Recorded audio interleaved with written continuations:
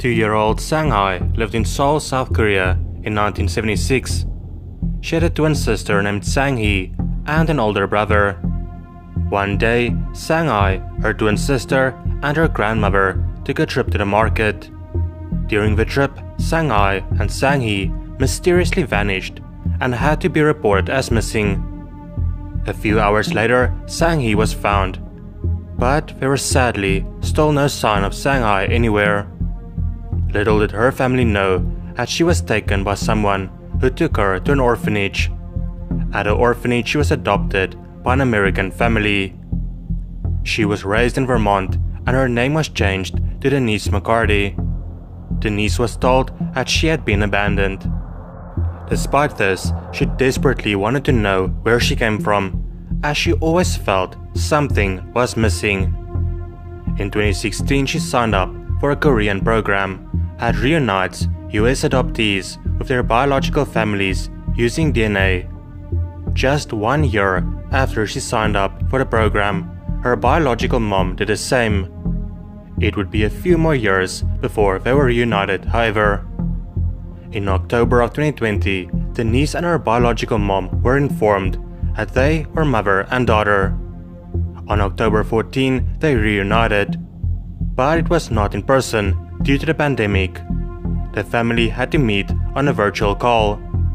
It was only then that she learned that she had a twin sister and an older brother. Her sister Sang-hee assured her that they never abandoned her. It was quite the opposite actually. Her family went as far as opening a business in the same market where she went missing. They hoped that one day she would return and they would recognize her. But that would not happen, as she was thousands of miles away with a new family and a new name. Denise and her sister learned that they have a lot in common and have similar interests and personalities. In the years since she went missing, her father and her grandmother passed away, which made a reunion bittersweet. Denise had this to say: "I know he was there in spirit because I think that he just made this happen, and I think that my maternal grandmother had lost us that day. I know she was there as well. I could just tell."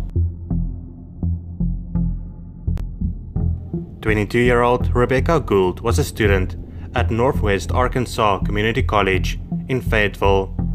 In September 2004, she had been visiting her friends in Guion, a small town on the White River. On the 22nd September, Rebekah dropped off her boyfriend at work before going to a convenience store in Melbourne, Arkansas. That was the last time she was seen. It was strange for her to disappear, as she had planned with her sister to drive back to the college. At the home she had been staying at, investigators discovered her vehicle, car keys, cash, and handbag. It seemed even less likely when investigators flipped her mattress over and found blood underneath. 7 days after Rebekah was last seen, her body was discovered 5 miles outside of Melbourne, down an embankment of Arkansas State Highway 9. She had been bludgeoned. For 16 long years, investigators worked to find out who had done this. Then in November 2020, Arkansas State Police announced the arrest of 44-year-old Oregon resident William Alama Miller. The motive of the crime or the trail that led police to him were not made public. There are some details about William that we know, however. At the time of the crime, he lived in Texas, but he was in Arkansas. Thereafter, he moved to Lane County, Oregon. He stayed in the Philippines for a few years, and when he returned to the US, he was arrested. Since it can be frustrating when there is not a lot of details given by the police, I will add details to the pinned comment when more information becomes public.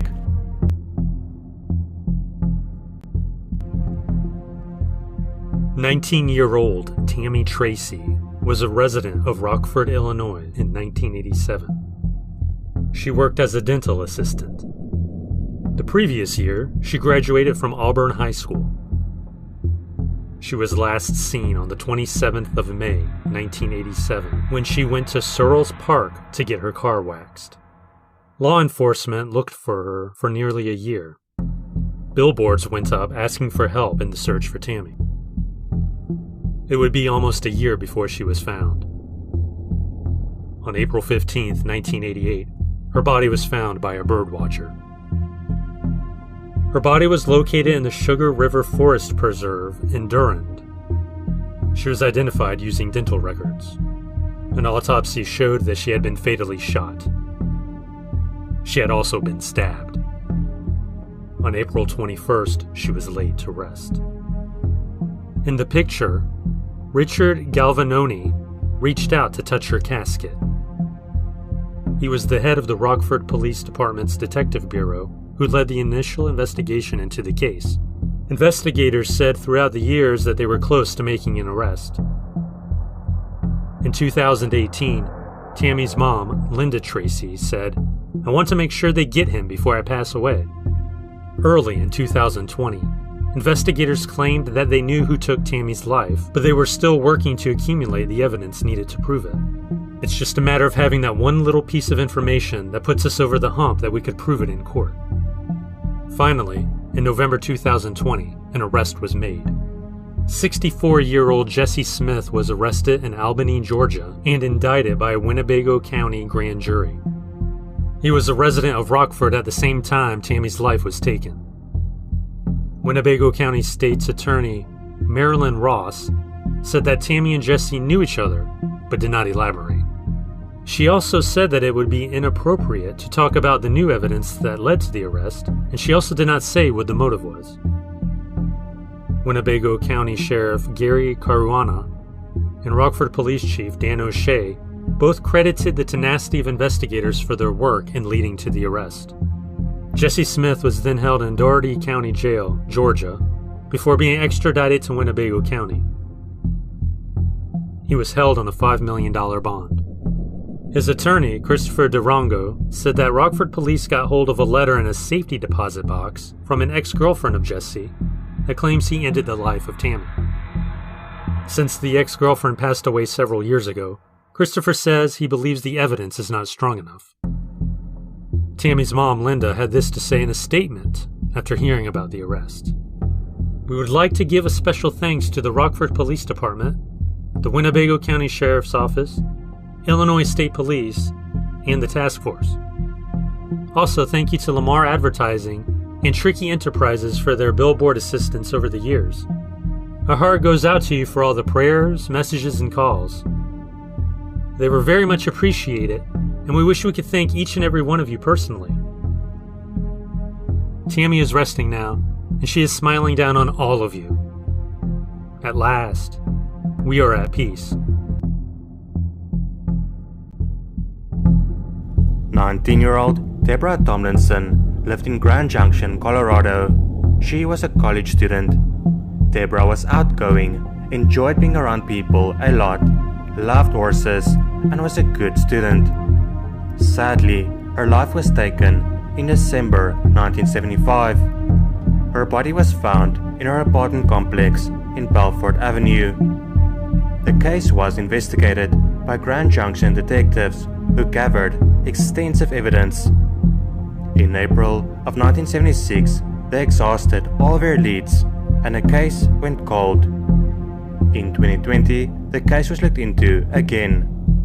The Grand Junction Police Department partnered with Parabon Nanolabs, a DNA technology company.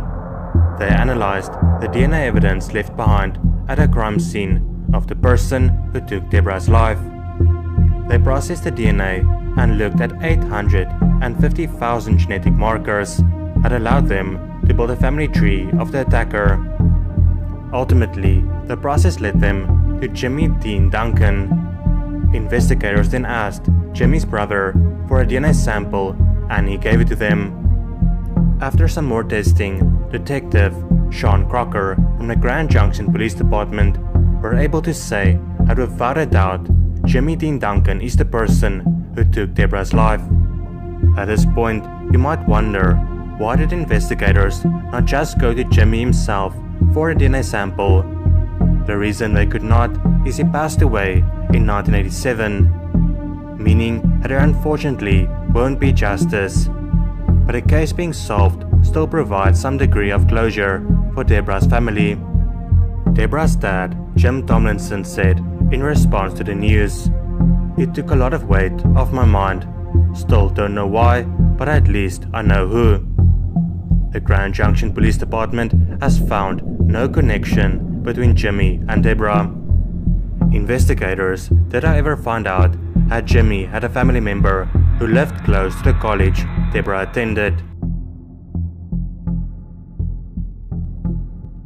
Jennifer Watkins lived in Colorado Springs. In October of 1999, she was hired as a dietary aide at a memorial hospital. On November 6, Jennifer did not pick up her children from school. She also did not come home after her shift. This worried her husband, and he called the police. Her mom also did the same when she could not reach Jennifer. 2 days later, her body was discovered under a stairwell in an area of the hospital that was under construction. 2 workers found her because they noticed a distinctive smell. Her body was wrapped in plastic and bound with duct tape.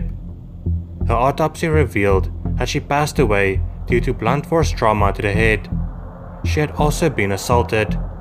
DNA of the attacker was found at a crime scene, but not much could be done with it back then. Jennifer's husband, Michael Watkins, was interviewed several times and fully cooperated with any request made by investigators. After an extensive investigation, no suspect was ever identified, and eventually the case went cold. Then in 2017, detectives started to work with Parabon Nanolabs, a DNA company based in Virginia. They used DNA found at a crime scene to develop a composite of the suspect. It was believed that he was about 25 years old at the time of the crime and had blue or green eyes.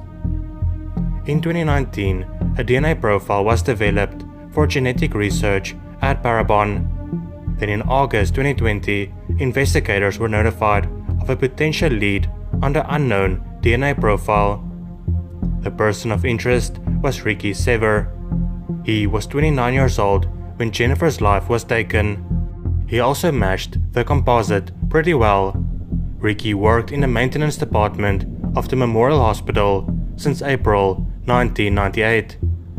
He was looked into in the initial investigation and interviewed by detectives. Ricky told them that he was working a swing shift on a day that Jennifer lost her life. Ricky denied having ever seen her before. Investigators found that he passed away on November 2nd, 2001 in a car accident on Highway 94 just east of Colorado Springs. The Colorado Bureau of Investigations conducted an analysis of familial DNA collected from surviving family members of Ricky. They determined that over 99.99% of the population could be excluded. Ricky, however, could not be excluded. On October 1st, 2020, the case was sent to the District Attorney's Office for review. In December, officials determined that Ricky was responsible for taking Jennifer's life. Colorado Springs Police Department Chief Vince Niski said in a statement, "After all these years, we are grateful to finally give Jennifer Watkins' family the answers they deserve." 41-year-old Gloria Hassemer lived in Santa Cruz, California in 1995. She had 2 children that she had to raise on her own because her husband had passed away. At 9:45 p.m. on June 9, she was arrested by Watsonville police for drunk driving. A few hours later, she was released. Gloria's car was impounded, so she had to walk home or hitchhike. She never made it back home, however, and her family got worried.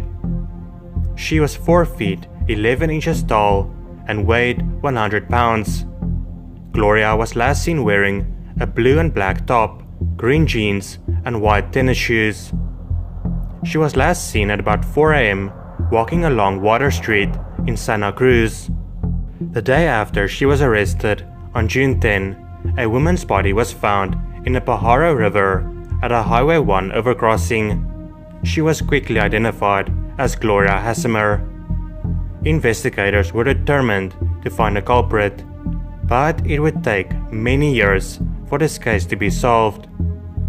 In 2020, the case was looked into again.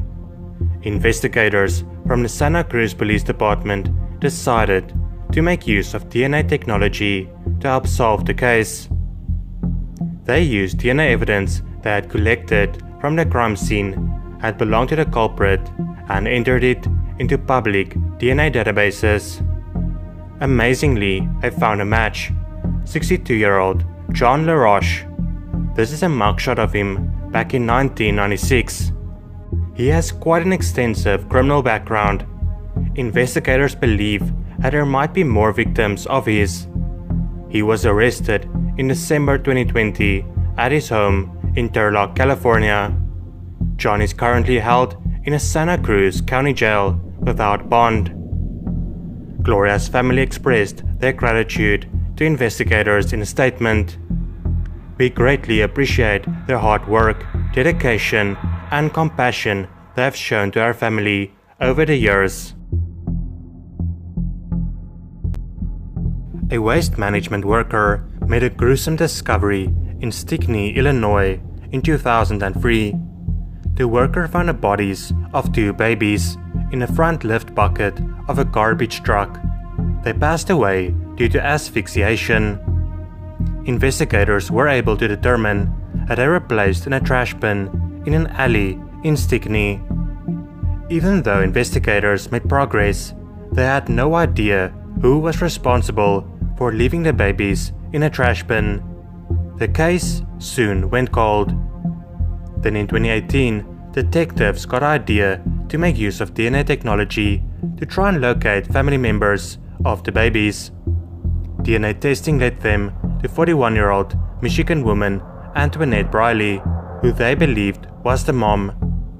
In December 2020, police apprehended her during a traffic stop. It was then as she confessed to the crime. This is what she told investigators. She was 24 years old back then. Antoinette was alone at her grandfather's house when she delivered the babies in a bathtub. The babies were crying and she panicked for several minutes. She then decided to put them in a duffel bag and began driving to a hospital. Along the way, however, she pulled over, removed the babies from the bag, and placed them in a trash bin. She then went back to her grandfather's house, disposed of the duffel bag, watched TV, and went to bed. Investigators noted that Antoinette has a daughter and made sure that she is safe. This piece of trash is currently held on a $15,000 bond and does not yet have an attorney on record. 1-year-old Ethan Eslick lived in Dundee, New York in 2002. He lived with his brother Jordan, his mom Kelly, and her boyfriend. On August 29th, Kelly found Ethan's lifeless body in their house. She called 911 dispatchers, but it was too late. According to the autopsy, Ethan passed away due to asphyxiation. The police investigated, but no one was arrested, and the case went to cold. Then, in 2018, new leads were developed and county investigators enlisted the resources of New York State Police and the FBI out of Buffalo. By then, criminal justice technology had developed a lot, and the Yates County District Attorney's Office enhanced its legal and search warrant applications as well in the case. In March 2019, a phone line was established in connection with the case if anyone had information and wanted to stay anonymous. Ethan's father, James Eslick, put out a public call, pleading for clues connected to the case. Finally, in June 2020, a warrant for the arrest of Ethan's mom, 42-year-old Kelly Anderson, was issued by the police. She was arrested without incident in Dundee after her return from Florida. Kelly is being held in the Yates County Jail on $250,000 bail.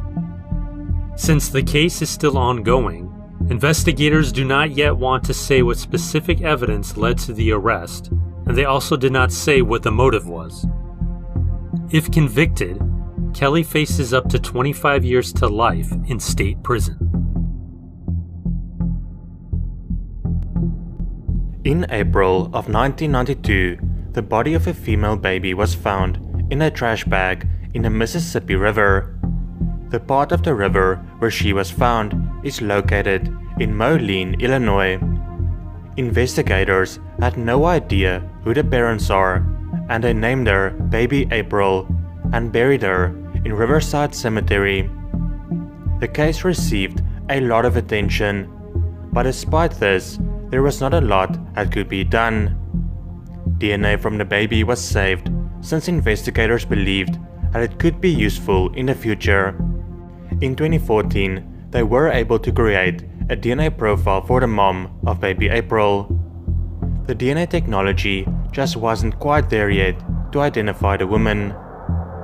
In January 2020, Moline police submitted the DNA profile to Parabon Nanolabs in Virginia.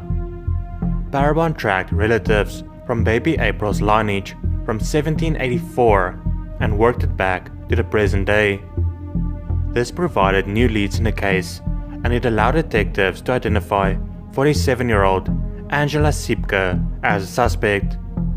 Angela lives in Ohio now, but used to live in Illinois in 1992 when baby April was found. Angela was arrested in December 2020. Investigators noted as she was not surprised. It seemed like she knew they would find her one day. She is currently being held in a Rock Island County Jail with bond set at $1 million. In 2010, 24-year-old Unique Harris lived in Southeast Washington. One evening, she was watching a movie with her children, aged 4, 5, and 10. The next morning, when the children woke up, there was no sign of Unique. She was reported missing. Investigators asked the children if they saw anything suspicious, but none of them did. Unique's boyfriend, who lived in Virginia, was questioned, but he was quickly ruled out as a suspect. They also talked to an ice cream man and was seen arguing with Unique the day before her life was taken. He was also ruled out as a suspect. Investigators believed they had their man when they learned that a maintenance man of Unique's apartment building was fired because he broke into some apartments and he has ended someone's life before. There was nothing concrete connecting him to the crime, however, and he had to be ruled out as a suspect as well. Some people came forward claiming that they saw Unique in Detroit using the name Hollywood and in Georgia using the name Lexus. Investigators followed all the leads, but it never led anywhere. On the couch in the living room of Unique's apartment, DNA from the bodily fluids of an unknown man was found. Investigators knew it might be useful one day, so they kept it so it could be used at a later date. In 2017, one of Unique's children told police that he remembered something that might be useful. He told them that he got out of bed in the middle of the night and saw a man in their living room who he called Iceberg. The boy also remembered that Unique was yelling at a man to get out, and after that he just heard muffled screams. After some more questioning, investigators found that Iceberg is the nickname of Isaac Moy. Investigators had Isaac's DNA in their database because in 2016 he was arrested and went to prison for assault. The DNA that was found at the crime scene of the unknown man was compared to the DNA of Isaac, and it was a match.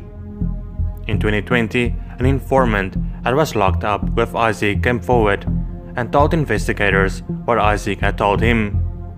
Apparently, Isaac told him about a missing girl, and at one point he said that the police will never find him because he did it the right way, so they will never figure it out. When investigators questioned Isaac, he told contradictory stories about when he visited Unique's apartment. Isaac was wearing a GPS tracker at the time of her disappearance. The data shows that he was at her apartment complex the night of October 9th when she disappeared, and he only left the next morning. Investigators believe that he took her life in her apartment and then carried her body out to his car. Isaac, who was released from prison in November 2020 for his other crime, is now going back to prison thanks to the investigators and DNA technology. Unique's mom, Valencia Harris, is especially happy, and she posted on Facebook that you should never give up fighting for your loved ones. In July of 2003, around 7 a.m., a mother with her young daughter in the car saw something in the distance that seemed out of the ordinary. It looked like the body of a woman. She called the police. They confirmed that it was a young woman's body that had been dumped on a country road not far from Slaton, Texas. The woman was quickly identified as 21-year-old Cynthia Palacio. She had a 2-year-old daughter at the time her life was taken. Cynthia was assaulted. Investigators were able to collect DNA belonging to the perpetrator from her body. They entered it into the CODIS database, but no matches could be made. The next lead in the case would come just a year later, in 2004. It was then that the body of Cynthia's roommate, Linda Carbajal, was found on a county road near New Deal. DNA collected from her body belonged to the culprit, proving that the same person took the lives of both Cynthia and Linda. They were roommates, born in the same month of the same year, both 21 years old when they passed away, and both dumped on remote county roads. Investigators believed that the vehicle that dumped Cynthia's body was a pickup or vehicle with heavy tires. They also believed that it was the same truck that dumped Linda's body 1 year later. It was only in 2020 when investigators got closer to solving the case. A realtor from Waco, Texas, called the police about a man that was harassing her. The police investigated this case. It was during this investigation that deputies discovered that possibly 100 realtors in around 20 cities and 10 states had been harassed by the same man.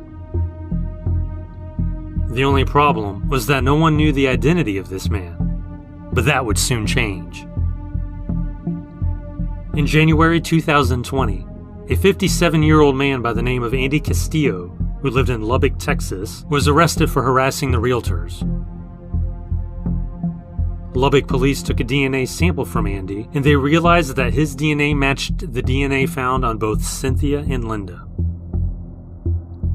Andy is currently in a McLennan County jail with a bond set at $1.5 million.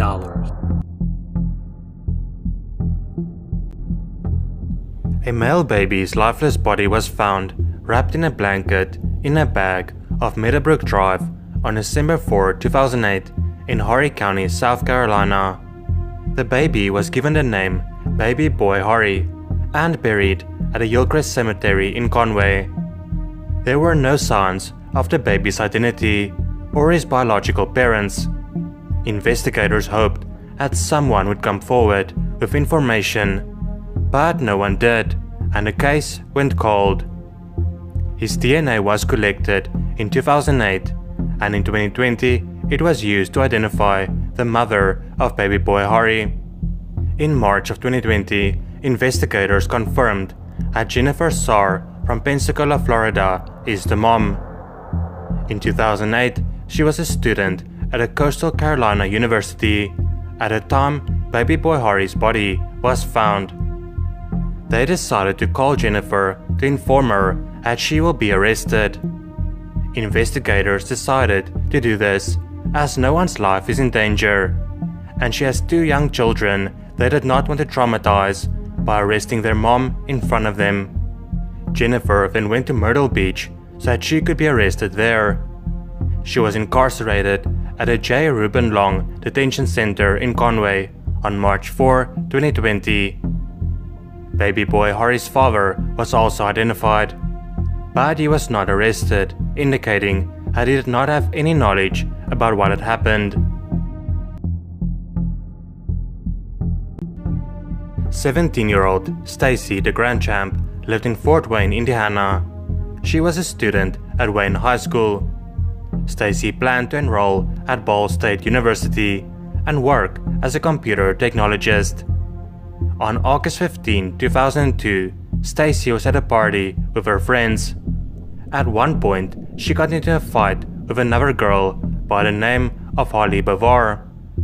It was very unlike Stacy, as she had no history of fighting or being involved in conflict. Other people at a party broke up the fight between Stacy and Holly. Later in the evening, another fight broke out between the two of them. During the fight, Stacy took a few steps back before falling to the ground. Those watching noticed that her clothes was soaking with blood, and the police was immediately called. Fort Wayne police arrived on the scene and found that Stacy had been stabbed. Sadly, she would pass away as a result of her injuries.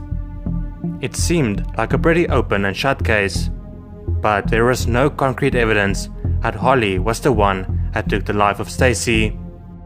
Holly was however interviewed. She claimed that the argument started because Stacy was rude to one of Holly's friends, and it then got out of hand. She denied having or using a knife that night. Holly was quoted as saying, "She probably landed on something when she got knocked into a recycle bin." After the incident, Holly relocated to Wisconsin. Investigators followed numerous leads, but the case went cold. In 2019, Fort Wayne police reopened the case. They decided to interview all the witnesses again. This time, they got a lot more information that would go on to help them to solve the case after so many years.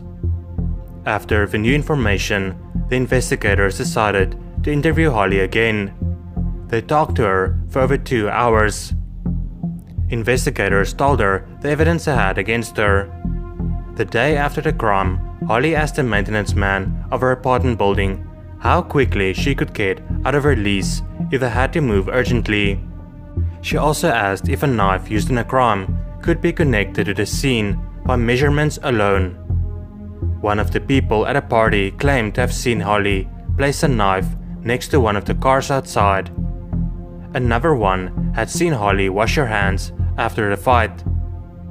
After hearing all of this, Holly decided to confess to the crime. She actually still had a knife that she used, and she gave it to the investigators. It was confirmed that this knife she had was the knife that was used to stab Stacy. In March of 2020, Holly was arrested. Stacy's family were happy to receive the news that an arrest has finally been made. On the morning of January 12, 1999, a woman's body was found nearly beheaded in a car in Council Bluffs, Iowa. The woman was identified as 22-year-old Kimberly Ratliff. The car she was found in belonged to her. Investigators determined that her life was taken elsewhere and that she wasn't placed in her car. Kimberly passed away between 4 and 6 hours before she was found. The investigators collected items of clothing that she had on at the time of the crime, so it can be checked for DNA of the person who took her life. In 2014, with advances in DNA, investigators sent in all the items they had collected to the Iowa State Lab for testing. In 2017, forensic officials informed the police that they had been able to discover an unknown male DNA profile on one of the crime scene items. This item was of a personal nature to Kimberly, that only she and a suspect would have had contact with. In August of 2020, investigators made a list of 6 men that could have possibly been in connection with Kimberly in the last few hours of her life. The DNA of these 6 men were then compared to the unknown male DNA profile at the lab. The DNA found at a crime scene matched the DNA of 52-year-old Matt W. Kennedy. Matt is a resident of Fairfield, Montana, but he used to live in Council Bluffs at the time Kimberly lost her life. Matt is actually Kimberly's stepbrother and last known person to have seen her. In October of 2020, the police were informed that additional DNA was located on an item that a suspect would have likely touched during the attack on Kimberly. Again, the DNA on this item matched the DNA of Matt Kennedy. He was arrested in mid-October 2020. 26-year-old Christopher Alvin Dailey lived in Huntsville, Alabama. He worked at a Huntsville Hilton Hotel. He was last seen on the 25th of April in 1995 at an employee meeting. A full day later, his family reported him missing because he never arrived home. An hour before Christopher was reported missing, two 17-year-olds called the police because they discovered a body close to a former logging road with a single gunshot to the head. Investigators at the Decatur Police Department arrived at the scene and were able to determine that the body belonged to Christopher Dailey. Christopher's car, along with his ID and wallet, were found half sunken in the river nearly 4 miles away.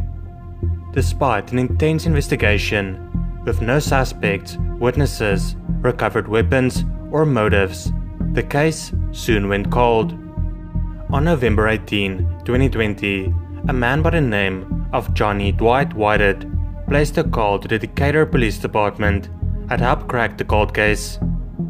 He said that he wanted to confess to taking the life of Christopher Dailey. Police detective Siobhan McGuinness was initially skeptical, since Johnny could not remember what year this was. Siobhan and other detectives met up with Johnny to reenact the scene. Johnny showed them exactly what happened, and was even able to show where Christopher's car went into the river. Johnny told them that he wanted to confess now as he is terminally ill. He showed remorse and apologized numerous times. It is not an excuse though, he still took someone's life and should have come forward all those years ago. Christopher's family were informed. They were grateful for the news. They did not believe that it would ever get solved. 16-year-old Dilcia Mejia lived in Miami-Dade County in 2004. She lived with her mom, Dilcia Oliva, and stepfather, Rahul Mada. Dilcia attended Miami Beach High School.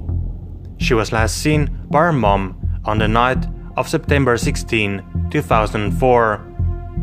Oliva left the home for work just after 5 p.m. without checking on her daughter. About 4 hours later, Rahul made a frantic call to a 911 operator and said that when he arrived home, he found his stepdaughter's lifeless body. In his statement, he claims he left the house just before 8 a.m. and when he came back about 90 minutes later, he discovered her body. Rahul was questioned at the time, but denied any involvement in the case. It was well known that he and Dilcia did not like each other. Rahul had visible injuries, such as scratches and bruises.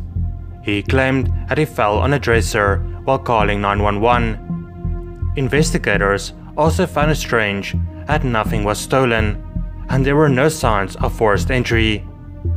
After the incident, Rahul and Oliva broke up, and he moved to California. Oliva always believed that Rahul is responsible for what happened to Dilcia. Dilcia's neck had been slashed. Under her fingernails, investigators did find DNA belonging to the person who took her life. Investigators entered it into the CODIS database, but no matches could be made. There were no other leads, and the case went cold. In 2020, DNA technology was a lot more advanced, and back in 2004, investigators decided to take the DNA found at a crime scene and tested against the DNA of Rahul and came back as a positive match. Rahul was arrested in Watsonville, California in September 2020. On September 28, while waiting to be extradited to Miami-Dade County, he took his own life by stabbing himself with a pen.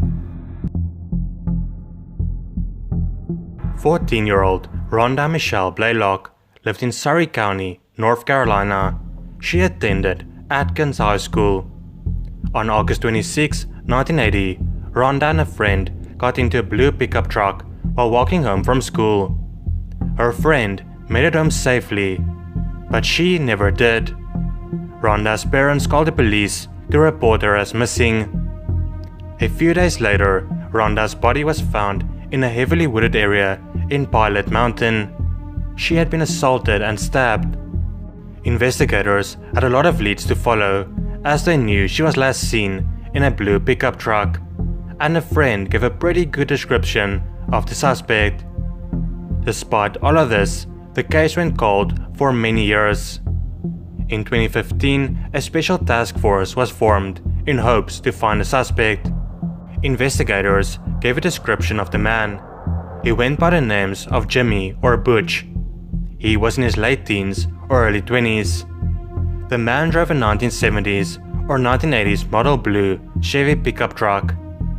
In 2019, investigators decided to submit the DNA of the suspect that was found at the crime scene to a private DNA company. They found a match. Then on August 2nd, 2019, an arrest was finally made in connection with the case. The Surry County Sheriff's Office arrested Robert James Atkins of Fisher Valley in Dobson. On December 15, 2020, 64-year-old Robert pleaded guilty and he was sentenced to 21 years for his crimes. Sadly, Ronda's parents did not survive to see the case solved.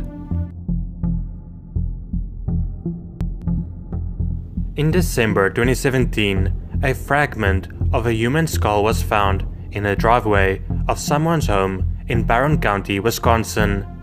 The resident that lived there said that his dog had dug up the fragment and brought it home. More human bones were later found in a wooded area close to the home. Thanks to the DNA Doe project, the bones were identified in June 2020 as being from Gary Herbst. He had been missing since 2014. Investigators noticed that Gary had suffered a gunshot wound to the head. They located his family, his wife Connie and his son Austin. In November 2020, 62-year-old Connie and 26-year-old Austin were questioned by police. Austin confessed that he shot Gary and then plotted a cover-up with his mother. When asked why, Austin claimed that Gary was an abusive father.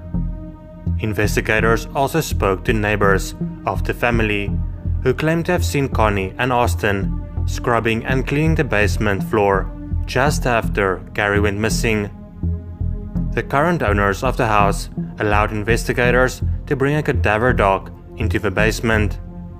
The dog did indicate the presence of human decomposition. Both Connie and Austin were arrested in November 2020. Evelyn Laverne Mackey lived in Hernando County, Florida, with her new husband Merle, her daughter Kelly, and her son. Evelyn was last seen on the morning of November 5th, 1981, when she made breakfast for the family. Merle then took the children to school. That afternoon, he went to pick them up alone. He told the children that Evelyn went to Ohio to take care of her sick sister-in-law. That was a lie, however. She did not arrive there, and her sister-in-law was not expecting a visit from her. A few days after Evelyn was last seen, Merle asked his stepdaughter Kelly what would she say if he told her that her mom was not coming home. The children felt uncomfortable living with him, and they went back to live with their biological father. Evelyn's family reported her missing in January 1982. Investigators immediately looked into Merle. He told them a lot of stories, saying she had gone to Tampa, Florida, that she had returned home and left with her boyfriend, and that she had gone away to be a missionary. Investigators also found it strange that since the day Evelyn disappeared, Merle has started emptying her bank account. Merle also had a criminal record, and investigators were sure that he had something to do with Evelyn's disappearance. But they could not prove it, so the case went cold. In 2015, the case was reopened, and investigators came up with a plan. They told Merle that a plane crashed in South America, and that they might have found Evelyn's remains.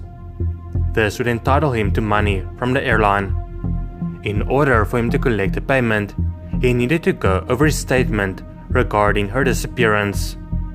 Merle fell for the investigators' plan and went to talk to them at a station. The investigators then claimed to have concrete evidence against him, which they did not really have. It was then that Merle decided to tell them what had happened. According to him, he and Evelyn went fishing at Ingles, Florida, and that she fell at a dock and hit her head. He claimed that she was not breathing, and he tied an anchor to her body and watched her sink. Merle told them that he would explain where her body was, but he would not go out there with them. Detectives searched the area, but did not find anything. Since it was many years ago, it is unlikely they will find her someday. Merle pleaded guilty, and he was sentenced to 10 years in prison. It is believed that Merle's story is untrue, and that he had planned beforehand to take the life of Evelyn so that he could have access to her money. On April 16, 2001, boaters found a suitcase in the Biscayne River Canal in Miami, Florida. Inside was a woman's lifeless body. She was identified as 26-year-old Rebeca Pena. Rebecca was working as a movie extra during the filming of Ali and was last seen leaving the set in her Honda Civic at around 2:15 a.m. The vehicle was later found parked at her apartment in Miramar, Florida. A few days later, her body would be found in the suitcase with no explanation what had happened. Detectives looked into Rebecca's ex-boyfriend, Berkeley Calvin Curtis Jr. Rebecca had been stalked by Berkeley and had an active restraining order against him. Berkeley had been physically abusive to her in the past. In November 1998, 3 years before her body was found, Curtis became violent and choked her. The police had to intervene. Detectives believed that Berkeley was responsible for what happened to Rebecca, but there was not enough evidence to charge Berkeley with anything, and the case went cold. That all changed in December of 2020. Investigators announced that they arrested Berkeley in connection with the case. They did not precisely say what led to the arrest. State Attorney Catherine Fernandez-Rundle did, however, credit new forensics and modern-day technology for the information they needed to move the case forward. They also went back and looked at GPS records to track Berkeley's whereabouts. Additional clues regarding the suitcase also helped, but she did not want to go into further detail. Rebecca's father, Rafael Pena, had this to say. His words have been translated from Spanish to English. With this news of the arrest of this person, the pain will be less because justice has been served, he said. But the emptiness is still there, and won't go away. Every day we don't see her here, we cry a little, he continues. But we're satisfied with the life we gave her. I tell everyone, enjoy life with your children. Forgive them. Because you don't know what may happen one day.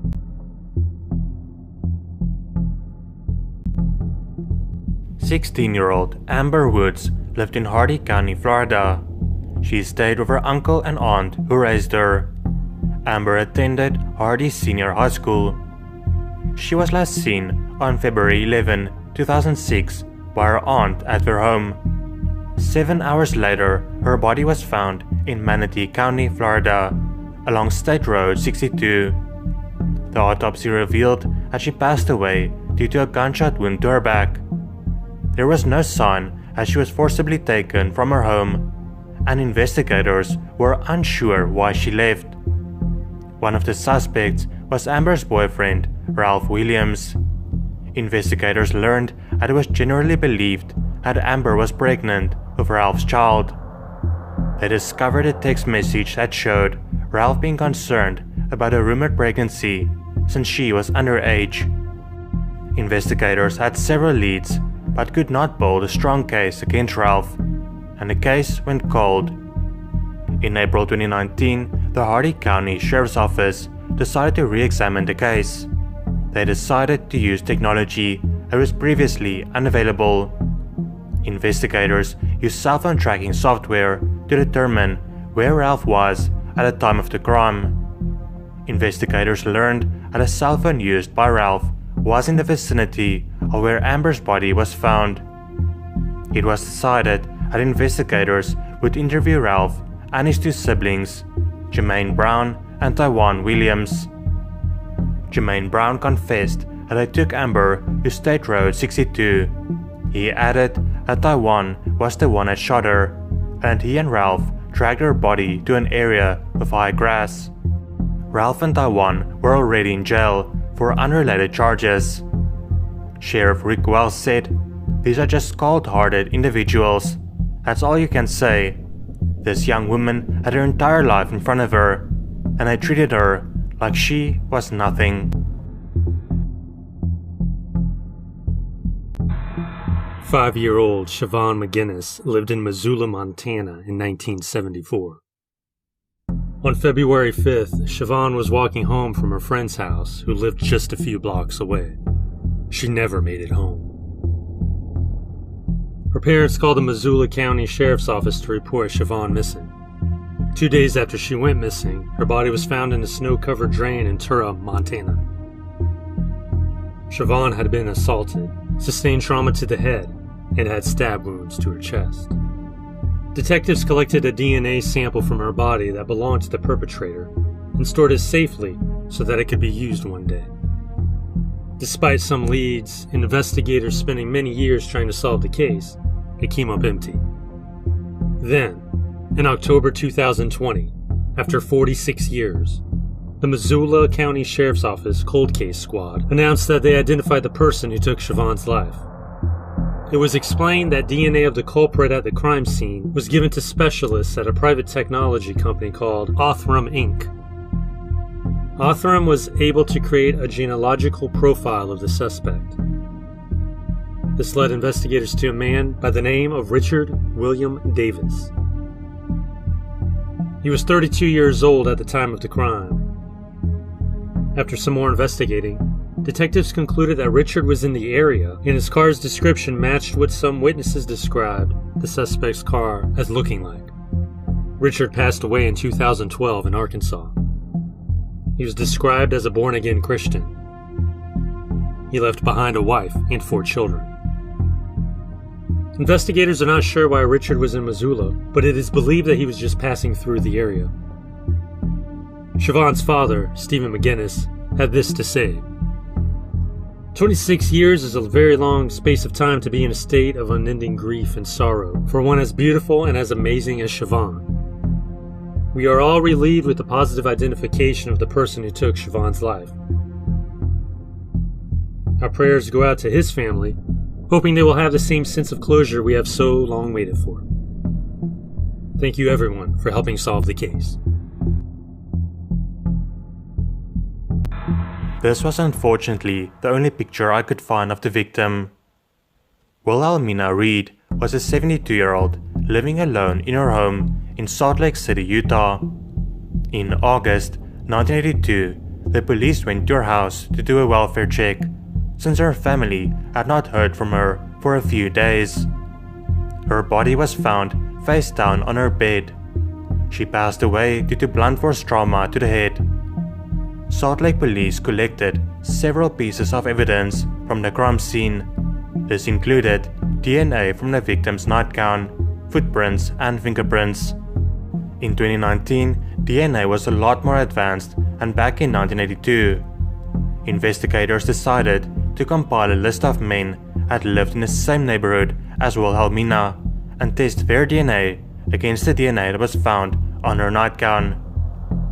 The DNA testing led them to 55-year-old Brian Reed, who lived in Nebraska. Back in 1982, he lived in a house opposite Wilhelmina, and he was 17 years old. He admitted that he entered her home because he wanted to steal her valuables. Brian hit her over the head with a baseball bat multiple times. He then went back to his house, washed his clothes, and went to bed. The next day, Brian moved to Nebraska. He was arrested in January 2020. Michaela Joy Garecht was a 9-year-old girl living in Haywood County, California with her family. On Saturday morning of November 19, 1988, Michaela and her friend Katrina left Michaela's home at 10 a.m. They then rode their scooters to the Rainbow Market that's a few blocks away. They left their scooters outside of the store. The two of them then bought food and sodas. Upon leaving the store, they headed straight home and forgot about their scooters. They realised at one point they had forgot them and headed back to the store. When they got there, they realised one of the scooters was missing there. Michaela then spotted the scooter further down in the market parking lot. It had been placed near a parked car. As Michaela bent down to pick the scooter up, an unidentified white male came out of the parked car. He picked Michaela up and put her in his car as she was screaming for help. Katrina, who was the only witness, ran back to the store to get help after seeing the car speeding away. She notified a female clerk who called the police. The clerk described the abductor as hippie-like. This was a mistake, however, as she had mistaken him for someone else she had seen driving in the parking lot. She also gave the wrong car description. This error was only realised almost 2 days after Michaela went missing. Katrina gave a different description. She said that he was a white male in his 20s. He had blonde hair, about 6 feet tall, and drove an American-made sedan. Michaela's abduction led to one of the most extensive police investigations by the Haywood Police Department. They received over 5,000 tips in the first year alone. Investigators searched hillsides, parks, and unpopulated areas by helicopter and airplane. The first lead came when a forensic inspection was done on Michaela's scooter. There were fingerprints from an unknown source. Law enforcement believed that the fingerprints may belong to Michaela's abductor. In December 1992, an Indiana prison inmate by the name of Roger Haggard claimed to have buried Michaela's body in the Hunters Point area of San Francisco. He was flown out to San Francisco to help investigators recover her body.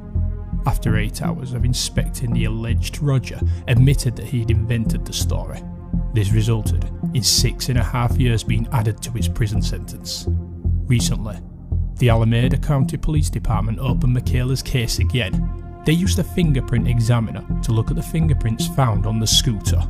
After some testing, the fingerprints were linked to a man by the name of David Misch. The 59-year-old man had been in prison since 1989. Witnesses were able to place David in the area at the time of the abduction. Haywood Police Chief Tony Chaplin said, "As Police Chief, I want to thank the men and women of this department who worked this case and always kept its resolution a priority. We hope this announcement will bring Michaela's family closer to the peace they deserve for so many years." He also added that it's still an ongoing investigation and that they are determined to find Michaela's remains. This was a bittersweet moment for Michaela's family, who still had hope that she was alive before they got the news. Michaela's mum, Sharon Murch, had this to say: "Over the years, I have often wondered whether I really wanted to know the truth of what happened to Michaela. I wondered if I would be able to take it. As I told our detective, I'm glad that the kidnapper's been identified. I'm glad that there are answers. I am glad that this man will never be able to hurt anyone else."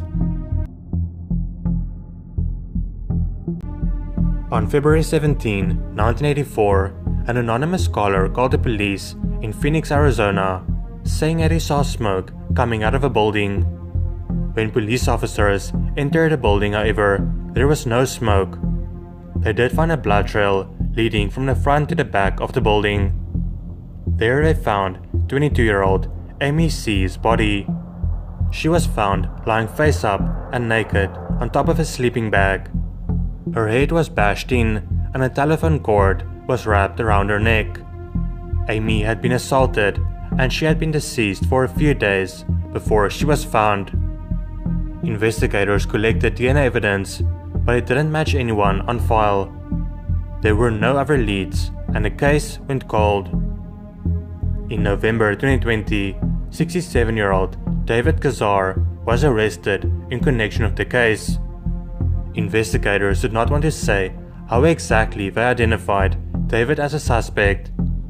We do know that in October 2020 they questioned him. He said that he knew where the building was and he would often climb inside to sleep there. Investigators took his DNA sample, and when it matched the DNA found at a crime scene, they arrested him. He is currently being held on a $1 million bond at a Phoenix prison.